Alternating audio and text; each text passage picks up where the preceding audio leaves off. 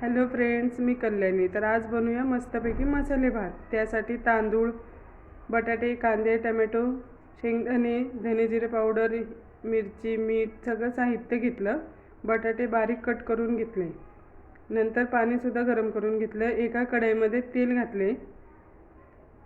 तेल छानपैकी गरम झाल्यानंतर त्यामध्ये तेजपत्ता, हिरवी मिरची, थोडीशी कोथिंबीर, जिरं, वेलची घालून परतून घेतलं. मग घातले शेंगदाणे घातल्यानंतर त्यात घातले कांदे मऊ झाल्यानंतर त्यामध्ये थोडीशी आलं लसणाची पेस्ट घातली आणि नंतर थोडं टमॅटो घातले. टमॅटो वगैरे घालून सगळे जिन्नस एकत्र परतून घेतले छानपैकी.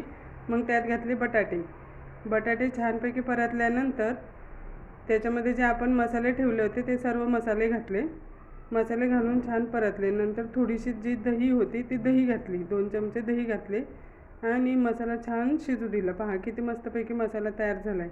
मसाला शिजल्यानंतर वरतून बिर्याणी मसाला घातला आणि जे आपण तांदूळ धुवून साईडला ठेवले होते ते तांदूळ घातले आणि छान पुन्हा मिक्स करून घेतले.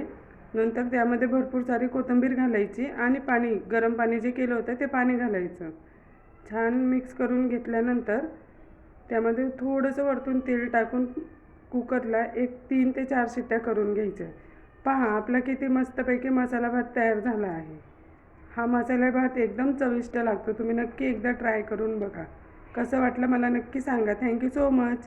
लाईक करा, शेअर करा, सबस्क्राईब करा. थँक्यू. धन्यवाद.